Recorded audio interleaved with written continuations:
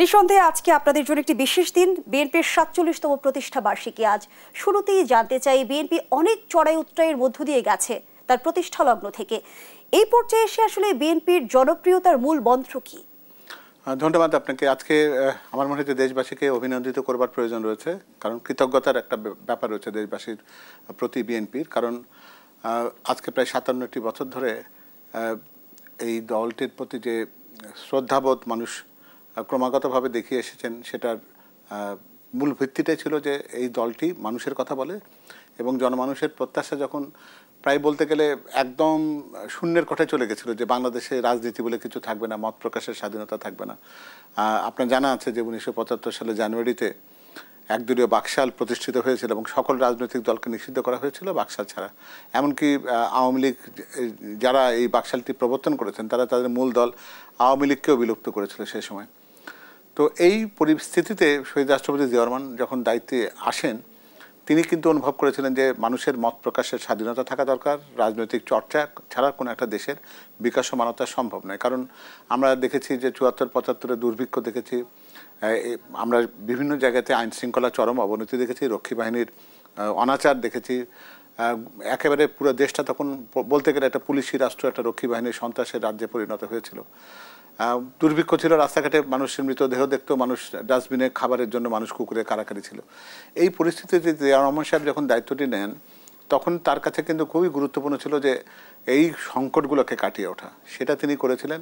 তিনি খাদ্যের স্বয়ংসম্পূর্ণতা দিয়েছিলেন, বাক স্বাধীনতা ফেরত দিয়েছিলেন, সংবাদপত্রগুলোকে মুক্ত করেছিলেন এবং সবচাইতে বড় কথা, রাজনৈতিক দলগুলোকে তাদের কোনো পুনর্জীবিত করেছেন। বলতে গেলে বিএনপির সাথে সাথে আওয়ামী লীগেরও পুনর্জীবন হয়েছিল কিন্তু সেই সময়টাতে। ফলে সব কিছু মিলে বিএনপি জনগণের সাথে সবসময় ছিল এবং বিএনপি সবসময় বলে যে তারা এক উদার মধ্যপন্থী একটা গণতান্ত্রিক রাজনৈতিক দল এবং তারা সকলকে অ্যাকোমোডেট করতে চায়। ধর্মীয় ভাবাদর্শের প্রতি তাদের শ্রদ্ধাবোধ রয়েছে। জাতীয়তাবাদ, বাংলাদেশি জাতীয়তাবাদ বিশেষ করে, সেটাকেই তারা তাদের আদর্শিক জায়গা মনে করেন এবং নারীর ক্ষমতায়নকে বিশ্বাস করে। সর্বোপরি তারুণ্যের জন্য যে আগামীর বাংলাদেশ কীভাবে গড়ে তোলা দরকার, সব কিছু মিলে বিএনপি তাদের যাত্রাপথে, আপনি যেমনটি বলছিলেন যে চড়াই উতরাই পেরিয়েছে অনেক, তাদের জন্য সুখকর দিন যেমন ছিল, আবার দুর্বিষহ কষ্টের যন্ত্রণার সময়ও ছিল। বেগম খালেদা জিয়া দীর্ঘদিন কারা অন্তরীণ ছিলেন, তাকে কারাগারে থেকেই দুরারোগ্য ব্যাধিতে আক্রান্ত হতে হয়েছে। তারেক রহমান সাহেব নির্যাতিত হয়েছেন, পর্যুদস্ত হয়েছেন।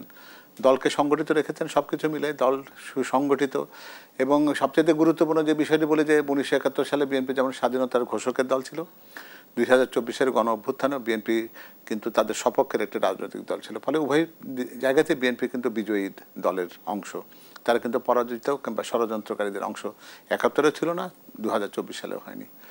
তো ফলে আপনি যেমনটি বলছিলেন যে এই মুহূর্তে জনপ্রত্যাশা বিএনপিকে ঘিরে থাকবে, কারণ বিএনপি জনগণের সাথে কখনো বিশ্বাসঘাতকতা করেনি। বিএনপি জনগণের ইচ্ছাকেই সবসময় ধারণ করার চেষ্টা করে। যে ধরনের জনপ্রত্যাশা বিএনপিকে ঘিরে, বিএনপি কতটা চাপ অনুভব করছে এই মুহূর্তে? নিশ্চয়ই চাপের জায়গা তো অবশ্যই আছে, এটাকে অস্বীকার করলে হবে না। কারণ গত ১৭টি বছর ধরে আমাদের দেশের অর্থনীতিকে পর্যদস্ত করা হয়েছে, রাষ্ট্রীয় সমস্ত কাঠামোগুলো ভেঙে গেছে। মানুষের যেমন প্রশাসনের প্রতি আস্থা নেই, পুলিশেরও সক্ষমতা কমে গেছে, বিচার একটা প্রহসনে পরিণত হয়েছিল গত ১৭টি বছর ধরে। মানুষের বাক স্বাধীনতা ছিল না, নিরাপত্তা ছিল না, অর্থনীতি একদমই বলতে গেলে তার সর্বনিম্ন জায়গাতে গেছে এবং দুর্নীতি যেন কেন একটা বলতে গেলে গা শোয়া প্র্যাকটিসে দাঁড়িয়েছিল।